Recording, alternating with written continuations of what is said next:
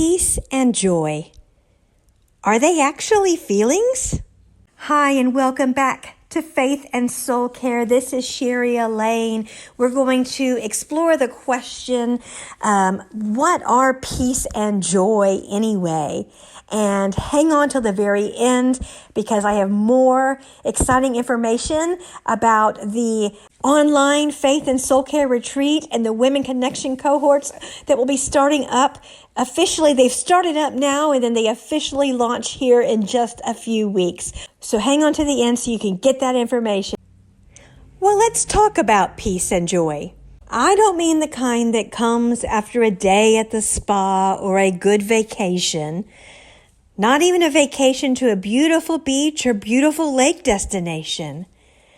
I mean real peace, lasting joy, the kind that doesn't evaporate when you go back to the loud world, or when something really unexpected happens, or when heartache or loss enters into our lives.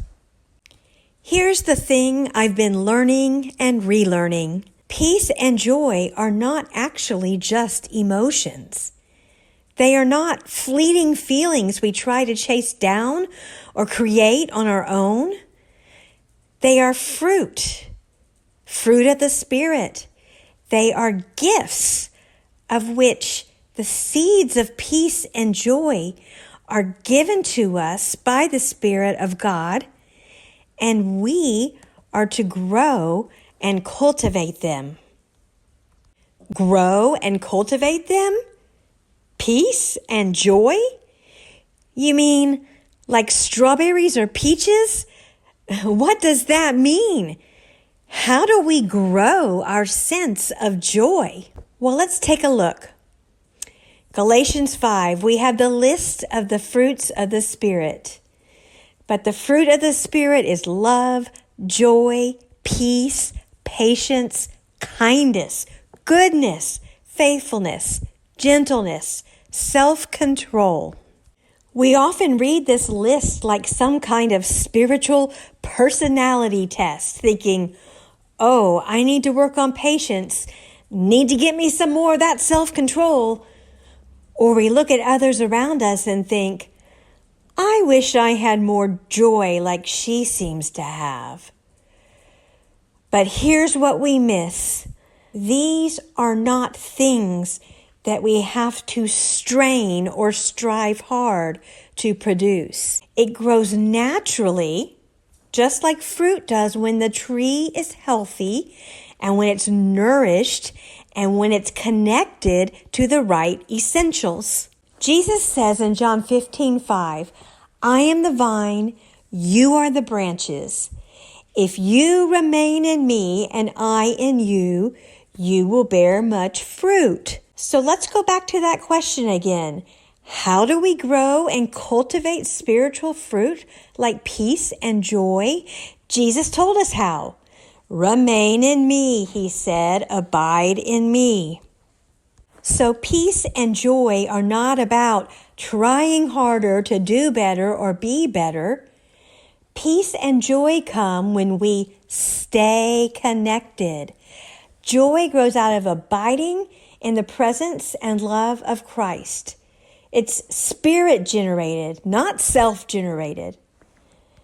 The verses in John 15 go on, and Jesus explains further that one of the main reasons we abide in him is so that his joy may be in us, and then our joy will be full, overflowing. Yes, it's been there written and recorded for thousands of years, exactly what Jesus taught on receiving peace and joy, but most of us have still just skipped right over it. So here's where it gets a little tricky, because it sure sounds like from this that we don't have to work hard to grow peace and joy and other spiritual fruit. We just have to abide. But we do have a role to play out in this abiding.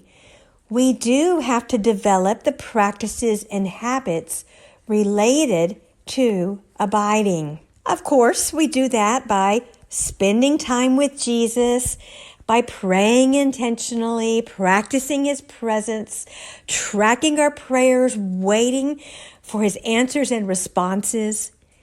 We intentionally reflect on the good in our lives, even when the good things seem very small in comparison to what may not seem good. We renew our minds intentionally. We operate within His values. We grow ourselves spiritually, thoughtfully, emotionally, and relationally. And these aren't duties. They are connection sources. All of those types of practices are the necessities, the essentials to receive His hope, peace, and joy.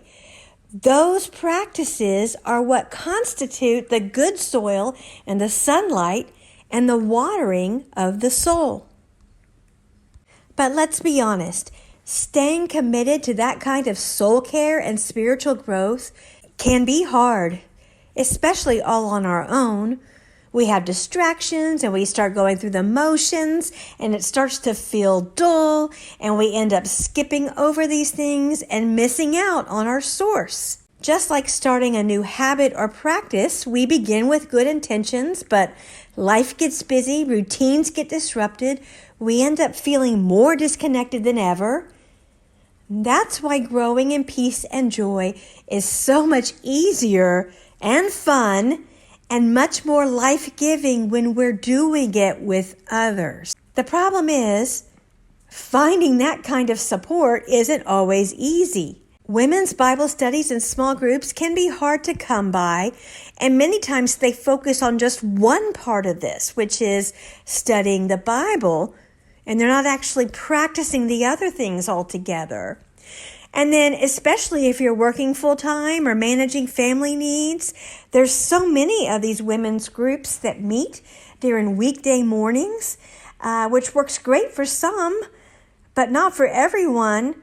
And I live in a huge population area, and there are very few evening meetings for women wanting to work on these kinds of practices or even study the Bible together. And so while in-person retreats can offer amazing experiences, they're often expensive. They require the cost of travel many times. And let's face it, not all of us can leave town for a few days. So all these reasons is why I created the Faith and Soul Care online retreat and Women's Connection cohorts, a space where you don't have to go it alone. It's completely online and accessible from home. No travel, no fancy plans, just honest, spirit-filled community and teaching that meets you right where you are. You can walk through the teachings for free and at your own pace. And if you want a deeper level of connection, you can join a small group cohort designed to encourage spiritual growth, rest, spiritual breakthroughs, and restoration together. So if your soul has been tired and you're longing for more joy, more peace, more connection with God and others, I invite you to join us in the Faith and Soul Care private Facebook group where the retreat teachings will be shared. You'll find encouragement, guidance, and kind-hearted women walking the same path. You can join the group today. You're welcome to, as there will be some pre-teachings and activities in there before we officially launch together at the end of this month.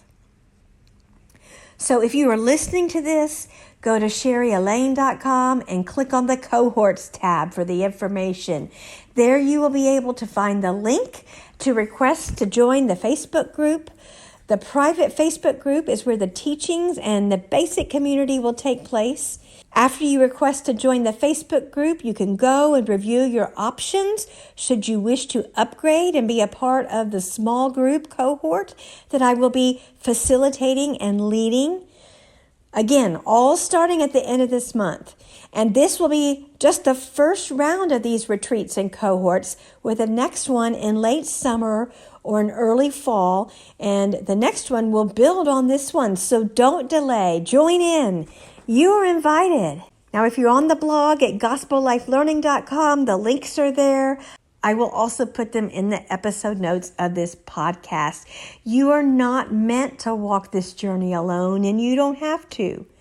This will be like online church for ladies who want more of Jesus, more of the Spirit, more peace, meaning, connection, and joy. An online fellowship gathering. I hope to see many of you soon. Bye for now.